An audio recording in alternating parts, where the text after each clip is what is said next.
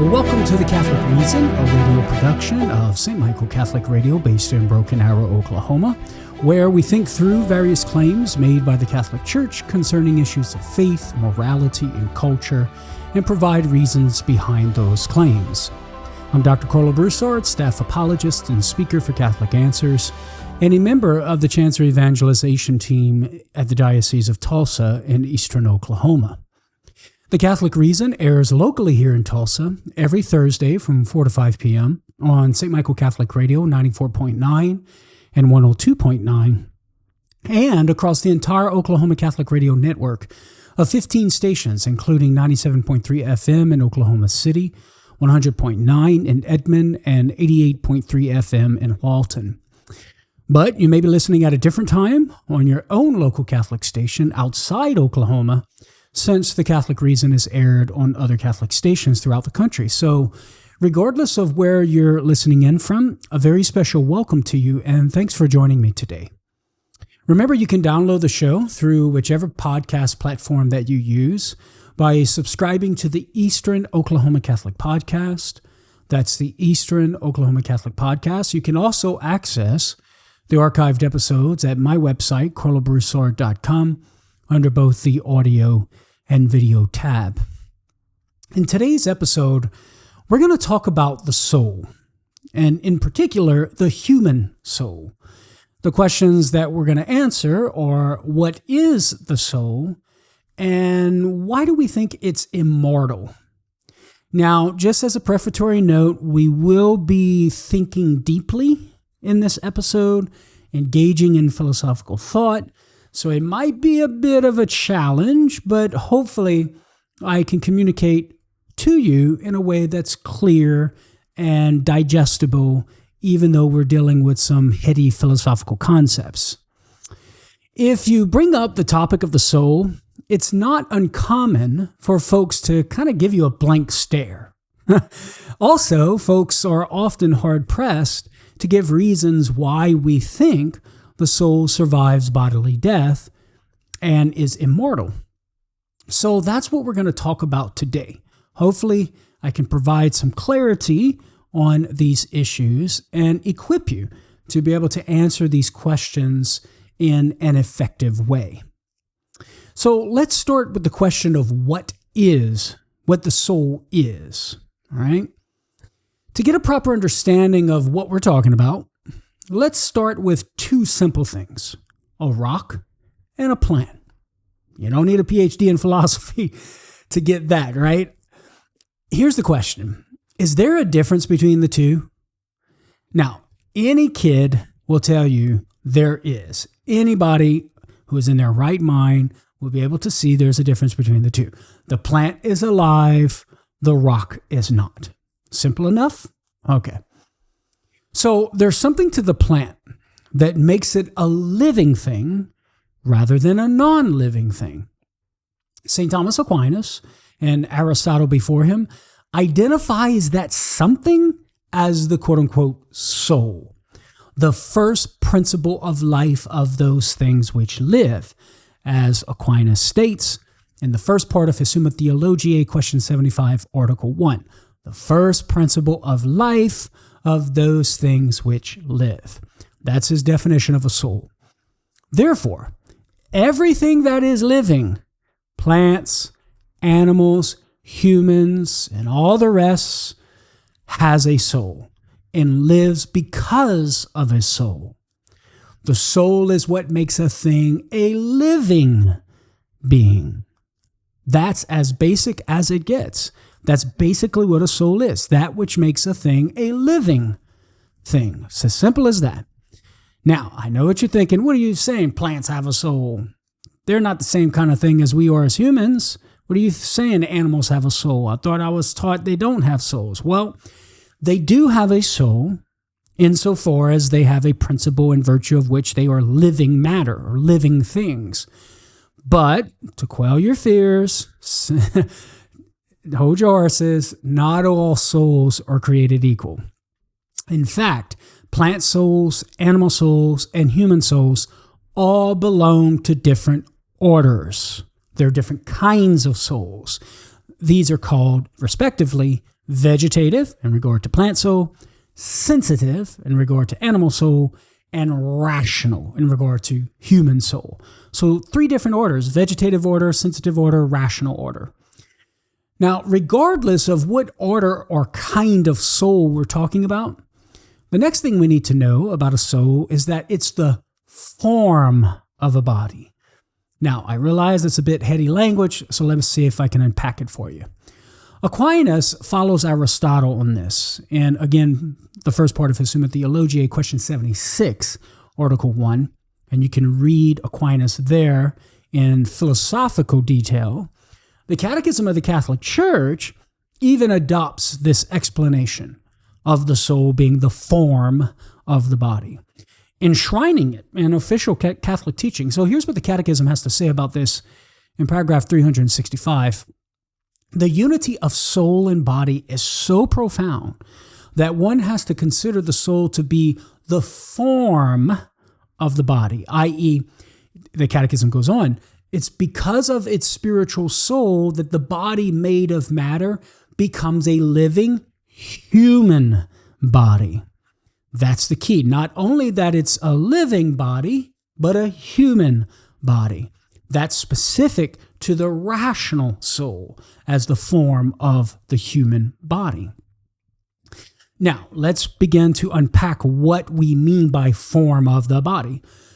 Form is just a word we use to signify that which makes a thing the kind of thing it is. I repeat, form is simply the word we use to signify that which makes a thing the kind of thing it is. So, for example, when we look at a table, it may happen to be made of wood or iron, but regardless of the material used to construct it, it nonetheless has the form of a table.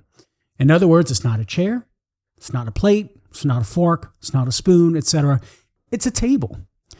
Form is, you might say, the organizational pattern that makes the matter of the thing what it is, in this case, a table. A soul is a particular kind of form. It's a form that makes a living thing the kind of living thing it is: a plant, an animal, a human person. It's the organizational pattern or form of all the parts and all the parts of all the parts, right? All the parts fitting together, coordinating. The form coordinates the matter to be the kind of living thing it is. So insofar as it's a living thing, it has a soul.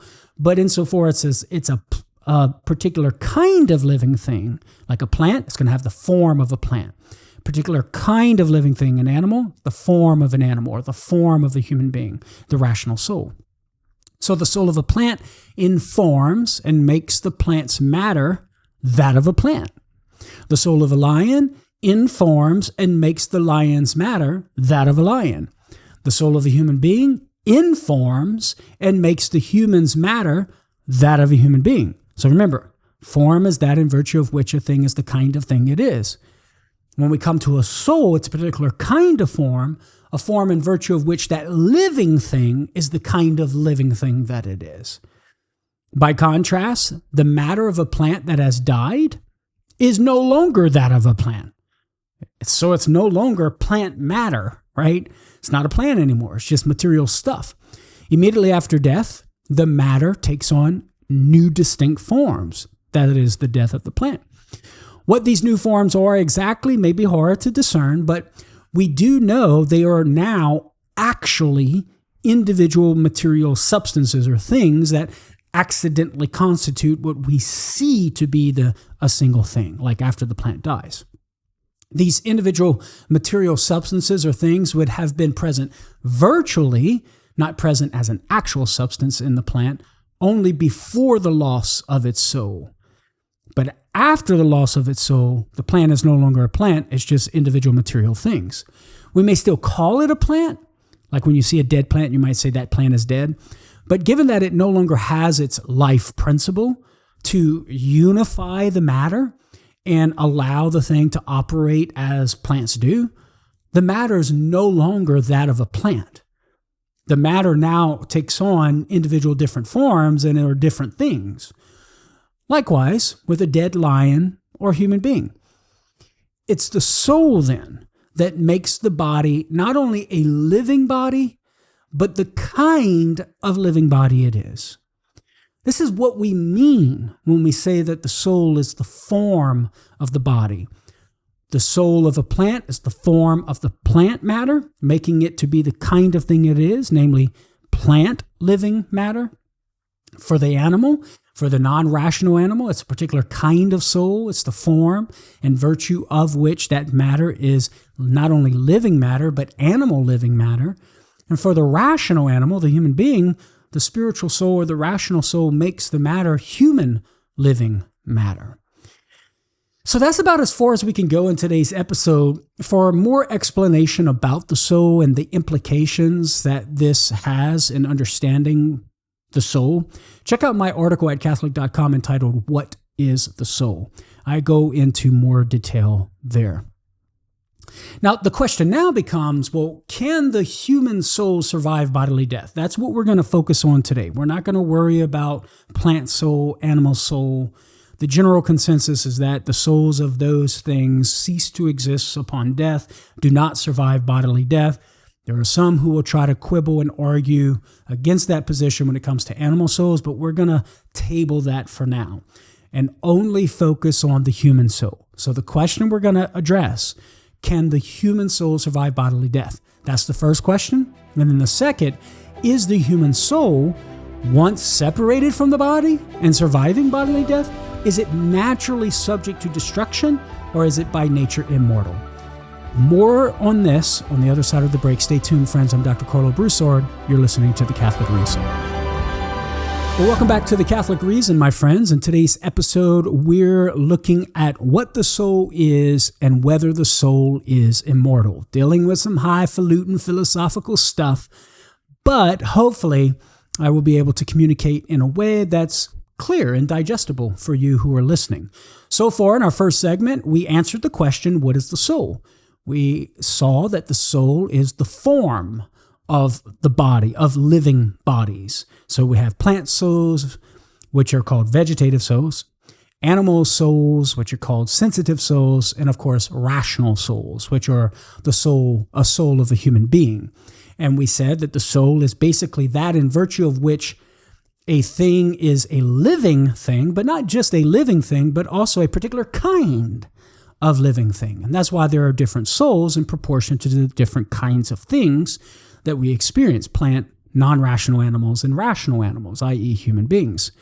Now, before our last break, we teed up the next few questions that we want to ask and answer. Number one, can the human soul survive bodily death? And again, we're only focusing on the human soul, putting off to the side the question about plant souls and animal souls and whether they survive bodily death. We're only going to focus on the human soul. And so that's the first question. Can the human soul survive bodily death? But the second question is the human soul, once separated from the body, naturally subject to destruction? Is it corruptible? Or is it by nature incorruptible and therefore immortal? It's one thing to show that man's soul can survive bodily death, but it's another to show that the human soul is naturally immortal and thus not subject to any type of natural destruction. Because you could conceive possibly of the soul separating from the body, surviving bodily death, but then somehow corrupting or being destroyed as it continues to exist. So these are two distinct questions. Can the soul survive bodily death? And is it indestructible by nature? Again, just because the destruction of the body doesn't cause the destruction of the soul, it doesn't mean the soul can't be destroyed in some other way. So it's necessary to prove that the human soul is immortal by nature and thus not subject to any form of natural destruction left to itself. In other words, it would be the kind of thing that once separated from the body continues to exist for the rest of its existence. Now, one question that arises immediately is, why is this so important? Well, I think these questions are important because if man's soul doesn't continue to exist after death due to its materiality, Like if you say the soul is material and it doesn't survive bodily death and doesn't continue to exist, well, then one of the central tenets of the Christian faith would be undermined, namely heaven. It would be futile to speak of an everlasting existence in heaven, which is what Jesus and the apostles reveal and teach to us, if there were no everlasting souls to experience it.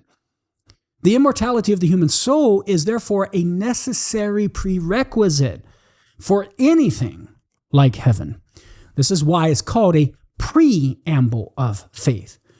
We accept heaven based upon faith, but that would be a futile reception of revelation if the soul wasn't immortal and we didn't survive bodily death. So the immortality of the soul is a truth definitely worth defending. But how do we go about doing this? Well, furthermore, we also need to give answers to these questions because many atheists think we don't have adequate answers and that we just accept this stuff with blind faith. So this is yet another reason why it's important to consider these questions before we look at how we're going to answer the question. For example, American philosopher and cognitive scientist Daniel Dennett said in an interview with the online web series The Science Studio that the soul is, quote, made of neurons and tiny robots, and that an eternal, immortal, immaterial soul is just a metaphysical rug under which you sweep your embarrassment, talking about religious believers, sweep your embarrassment for not having any explanation. So you see how for Dennett, he thinks Christians or believers in the immortal soul don't have any explanation for its immortality. So lest skeptics perceive us as having no adequate explanation, it's important that we provide an adequate explanation. So let's consider the first question. Can the human soul survive bodily death? In order to make it easy to follow, I'd like to set up the argument in 3 simple steps. This allows us to see the flow of the argument from a bird's eye view without getting into the weeds of the premises. Once we have the argument down, well, then we can consider the justification for each of the premises. And so here's the argument. Premise 1, if the soul has some activity that is of itself exercised apart from the body, well, then the soul would be able to exist without the body.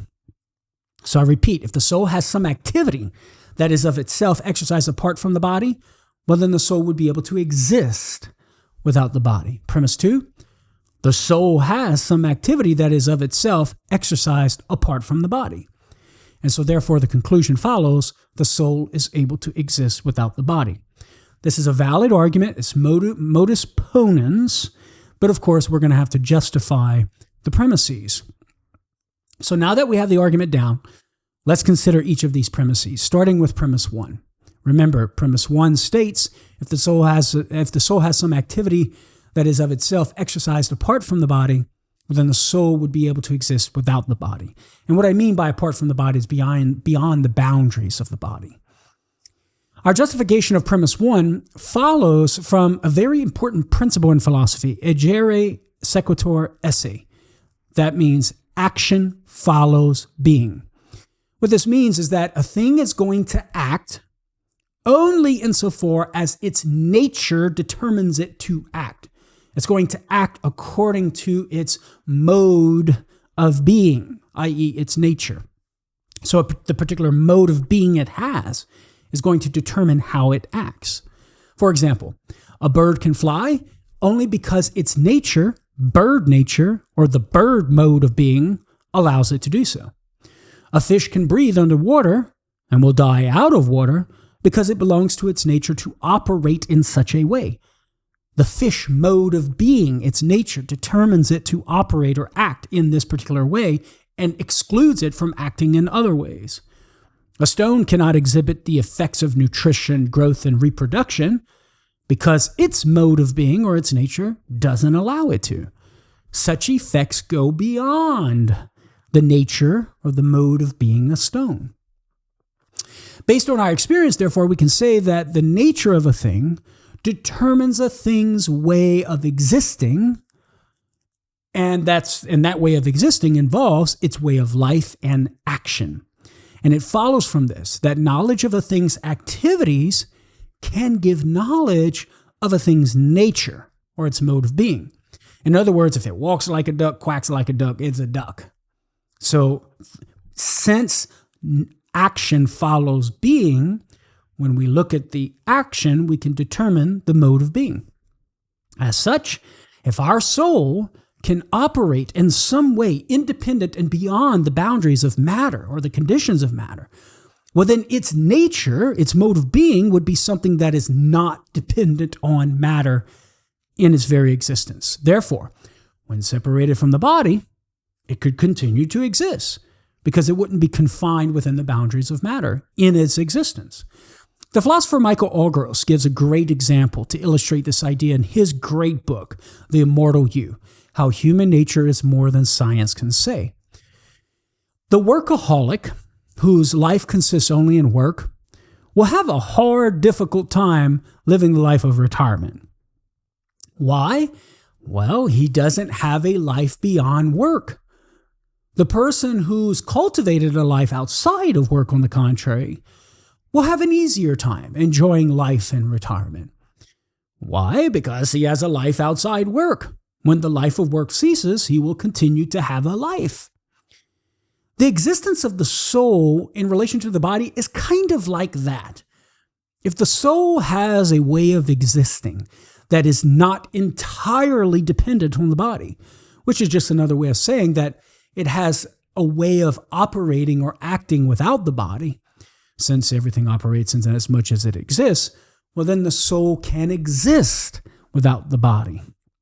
Again, if the soul has a way of existing, which would involve a way of operating that's not entirely dependent on the body, then the soul would be able to exist without the body. Just like the person who has a life outside of work would be able to continue to live his life and enjoy it without work. In other words, if the soul does more than just inform the body and make matter living and sentient matter, well, then the rational soul would be able to continue to exist when there's no more body to make living and sentient. So premise one is justified. If the soul has some activity that is of itself exercised apart from and beyond the conditions of the body and matter, well, then the soul would be able to exist without the body. So that's premise one. Now we come to premise two. The soul has some activity that is of itself exercised apart from and above the conditions of the body and matter. Now, there are several arguments that we could give to justify this premise, but for brevity's sake, I'm going to offer only one, and that is an argument from our knowledge of universals. And there are two steps to the argument. The first step is to see how human sensory powers are constrained by the conditions of matter because they're exercised through a material medium, namely bodily organs. And so the first power, I guess one power that we can look at is the power of sight. It's fairly easy to see how the power of sight is constrained or restrained within the conditions of matter. But we're going to have to wait and look at that on the other side of the break because I'm coming up on my next break, friends. Please stay tuned. I'm Dr. Karlo Broussard. You're listening to The Catholic Reason. More to come on the other side. Well, welcome back to The Catholic Reason, my friends. In today's episode, we're looking at some philosophical issues concerning the human soul. What is the human soul, and is it immortal? We've already answered the first question as to what the human soul is. I'm not going to rehearse that answer here. We're now considering the question, can the human soul survive bodily death? And the argument that we presented in order to argue in favor of to answer the question positively, that the human soul can survive bodily death, we said premise one, if the soul has some activity of itself that can be exercised apart from, independent of, over and above the conditions of the body and matter, well, then the soul would be able to exist independent of the body. Premise two, the soul has some activity that is exercised of itself apart from the body. Therefore, the conclusion, the soul can exist without the body. Now, we've already justified premise one and gave some arguments why that is, that premise one is true. Now we come to premise 2. The soul has some activity that is of itself exercised apart from the body. And as I mentioned before the break, there are several arguments that we could give to justify this particular premise. But for brevity's sake, I'm going to offer only one that's an argument from our knowledge of universals. And there are 2 steps to the argument. The first step is to see how human sensory powers are constrained by the conditions of matter, because they're exercised through a material medium, namely bodily organs. Once we understand this, we'll be able to contrast that with our knowledge of universals and see how it goes beyond the constraints of bodily matter. So let's take the power of sight, which is exercised through the bodily organ of, you got it, the eye. Simple enough. When I see Socrates, for example, I necessarily see this man confined to this time and in this space. I see Socrates on the right of this tree and on the left of that tree. I notice that Socrates is taller than the plant that's growing at his feet. When I see a triangle, for example, drawn on a piece of paper, I necessarily see this triangle confined to this time and this piece of paper located in this particular place. I see it in spatial relation to that bigger triangle drawn on another piece of paper to its right. I see both pieces of paper on which the triangles are drawn as resting on top of the desk that's keeping the paper off the ground. Notice that what I'm knowing through my power of sight is constrained, restricted to, by the conditions of matter. Singularity, this man, these spatial relations, this or that spatial relation. Socrates on the right of this tree and on the left of that tree. The point at the top of the triangle is above the bottom line. The pen is on the right of the triangle. So that's one particular condition of matter, singularity. How about quantitative dimensions? Socrates is taller than the plant. Triangle A is bigger than triangle B. So what I'm knowing through the power of sight is confined by the conditions of matter, singularity, quantitative dimensions. The reason for my sensing these particularities, spatial relations and quantitative dimensions, is because my power of sight is being exercised through the material medium of the eye. Those things that I see are making an impression upon my sensory organ. And since my sensory organ is material and thus constrained by the conditions of matter, my power of sight is thereby necessarily constrained by the conditions of matter. Dr. Allgross uses a great example to illustrate this in his book that I mentioned previously, The Immortal You. Imagine that you're watching a movie on a movie screen in the theater. Any image that's cast upon the screen is going to have diverse parts and be spread out in space because the screen itself has diverse parts and is spread out in space. Our eye and even our brain is like the movie screen. Whatever info comes in through this organ is necessarily going to be under the conditions of matter because the organ is itself material. Thus, I'm only going to see this man. I'm going to perceive this man being here and not over there. I'm going to perceive this man being taller than the plant near his foot. I'm going to perceive the color brown located here in this man's hair. Because the organ is material, that which I perceive is going to be constrained by the conditions of matter.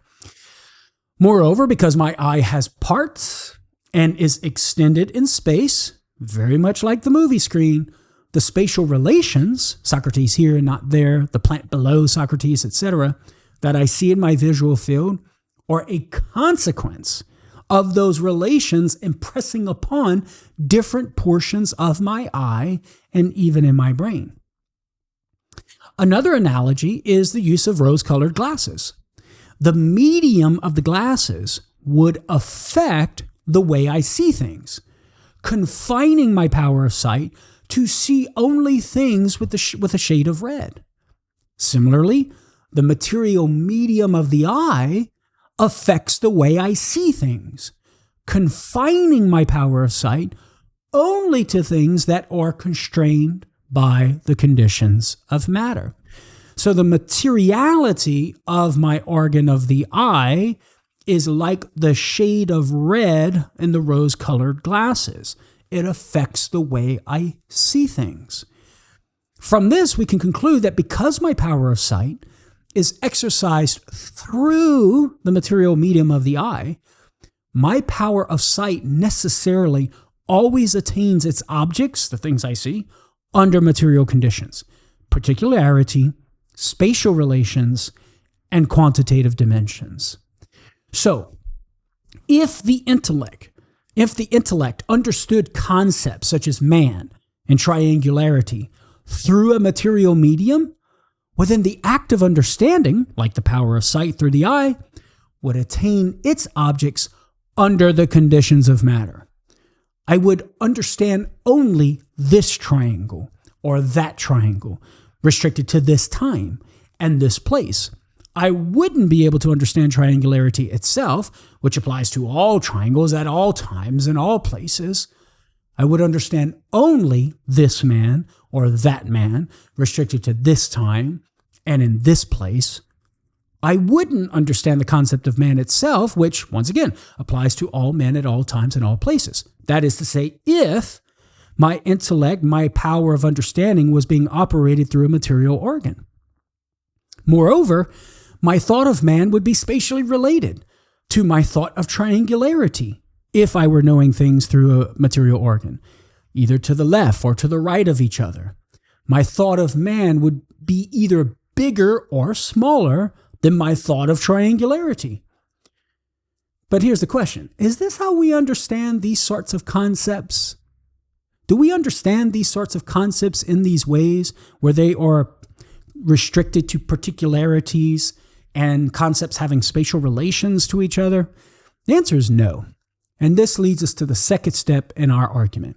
Human beings have a capacity to know the form or the essence of something in a universal way, stripped of the material conditions, understanding things in a way that go beyond the boundaries of matter. In other words, the human intellect is able to attain its object, to know things in a way that transcends the conditions of matter. Consider once again a triangle. Whether we draw a red triangle, a blue triangle, or a green triangle, and regardless of where we draw it, we know that all three are triangles.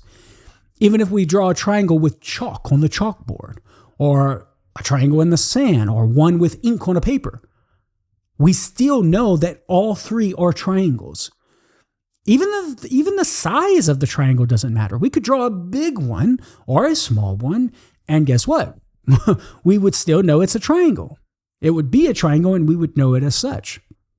Notice that in these examples, we're able to know the essence, the nature, or if you will, the form of triangularity, independent of the material conditions that make up each of the triangles, independent of their size, their color, their location, and the stuff each one is made of. Moreover, we're able to know what a triangle is independent of each particular triangle. Our understanding of triangularity is not restricted to this triangle on the chalkboard or that triangle on a piece of paper, but our understanding of triangularity transcends all particular triangles. This means our knowledge of the nature of a triangle is universal. It can be applied to all triangles, anywhere and at any time. As such, our knowledge of triangularity is not encompassed or restricted to matter. It goes beyond the boundaries of matter entirely.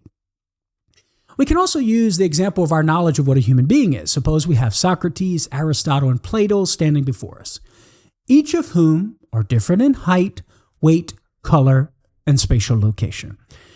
As we inquire about what all three of these beings are, we rightly conclude that each is a human being. But notice that our knowledge of what a human being is not restricted to our knowledge of that man, Socrates, that other man, Aristotle, or that other man, Plato. Our understanding of the essence of human being transcends them all, breaking the boundaries of the material conditions that individualize each man and the particularity that necessarily belongs to each of the men.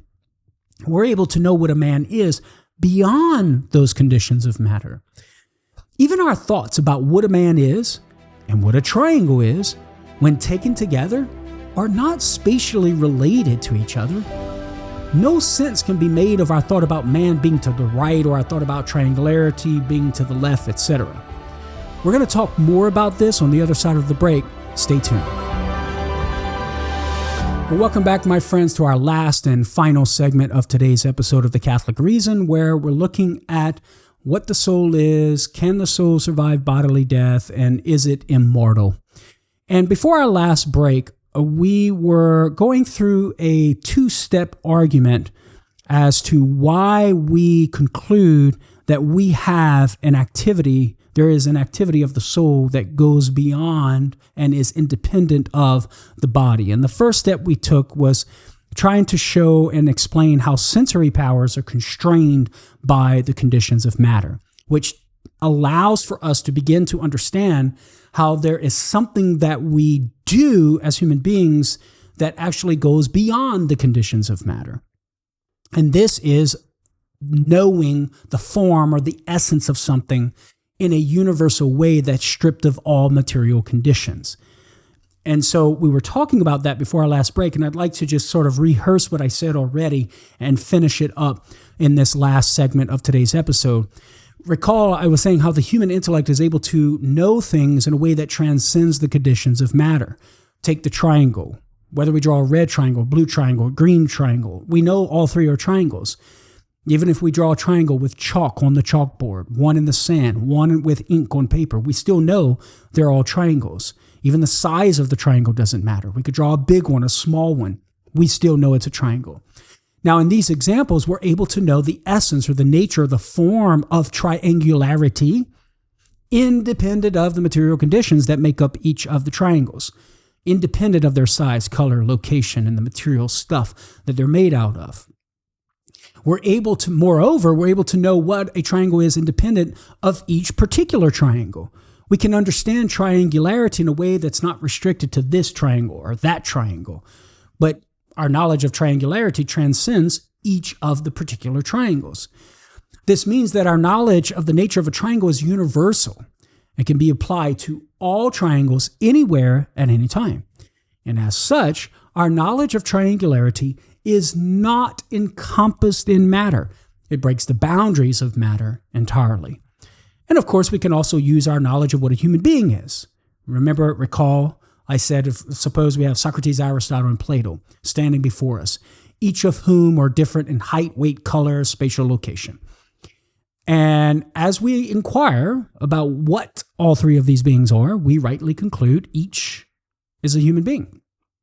But notice that our knowledge of what a human being is not restricted to our knowledge of that man Socrates, that man Aristotle, or that man Plato. Our understanding of the essence of a human being transcends each of them, breaking the boundaries of the material conditions that individualize each man and the particularity that necessarily belongs to each man. Even our thoughts about what a man is and what a triangle is, when taken together, they're not spatially related. No sense can be made of our thought about man being to the right of our thought about triangularity, or our thought about man being bigger than or taking up more space than our thought about triangularity. This is an indication, once again, that our act of knowing these ideas is not under or encompassed within the conditions of matter. So we could sum up our argument for premise 2 so far like this. So remember, premise 2 is of our overall argument for the soul surviving bodily death. Premise 2 was the soul has some activity of itself independent of matter. So here's our justification of that premise. If the intellect acted upon its object of universal ideas through a material medium, like the brain, well, then the intellect would know things under the conditions of matter only. But the intellect doesn't know its object or know things under the conditions of matter only. And so therefore the intellect doesn't act upon its object or universal ideas through a material medium, which in turn leads to the conclusion the intellect's activity of itself is independent of matter. And thus premise 2 of our overall argument for the soul surviving bodily death is validated. The soul has some activity that is of itself exercised apart from the body. So remember, premise 1 was if the soul has some operation or activity of itself exercised apart from the body, well, then the soul would be able to exist without the body. Premise 2, the soul has an activity of itself independent of the body, namely knowing forms or essences in a universal way beyond the conditions of matter. And so therefore the conclusion follows. The soul can exist without the body. Since both of those premises are true within the overall argument, the conclusion follows. The soul is able to exist without the body. So to the question, can the soul survive bodily death? Can it exist without the body? The answer is yes. And the short reason for that answer is that the soul has an activity, namely knowing forms or essences of things in a universal way, that goes beyond the boundaries or conditions of matter. Now, the next question is whether the soul is indestructible. Proving that a human soul can exist without the body doesn't necessarily prove that the soul is indestructible, namely that the soul, once it exists, will forever exist. Sure, the destruction of the body doesn't destroy the soul, but perhaps there's some other way that a soul could go out of existence. So, for example, whatever is made up of parts can break apart. So, a reasonable question would be, can the soul break apart? Or perhaps the soul could go out of existence like how a tree goes out of existence. When the tree's matter loses its form and it's being put through a wood chipper, say. So let's take a look at these options and see if the soul fits the bill.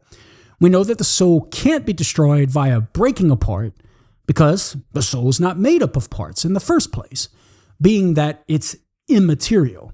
There's no physical parts to the soul that would allow for it to break apart like a tree could break apart. And we know that this is true given its immaterial activity of intellectual understanding, as we've demonstrated so far, knowing forms and essences in a universal way beyond the conditions of matter. Now, the soul also can't be destroyed in the way of being separated from its form, like the matter of a tree could be separated from the form of a tree. Every material thing is composed of what philosophers refer to as form and matter. We kind of talked about this already. So, for example, a tree is composed of a certain kind of matter, mostly wood, and a certain kind of form.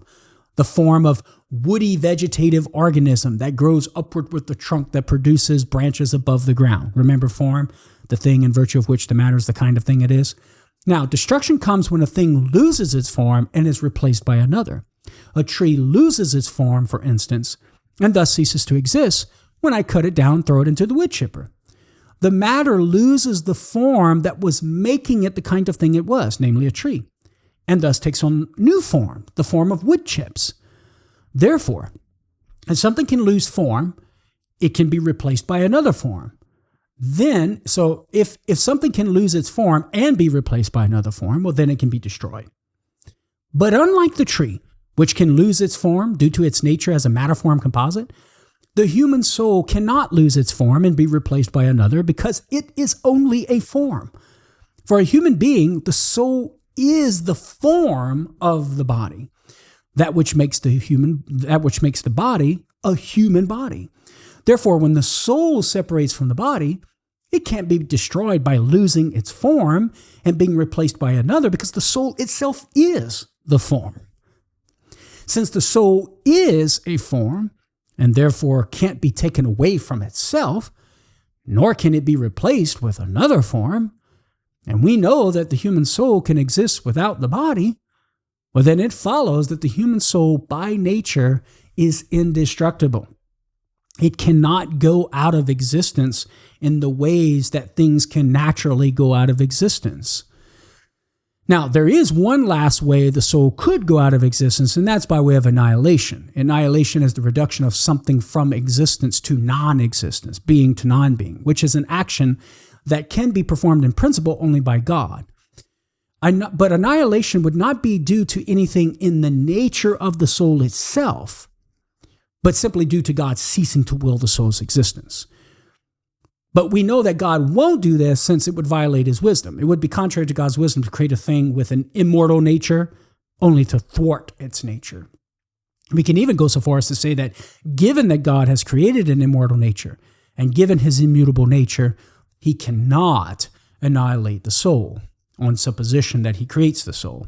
He's committed to the nature of the thing that he creates. So the human soul is of such a nature that if it exists, it will exist forever. In other words, it's immortal. And since we have good reason to think that God will not annihilate it, we can conclude that there is existence beyond the grave. There is existence beyond this life once we die.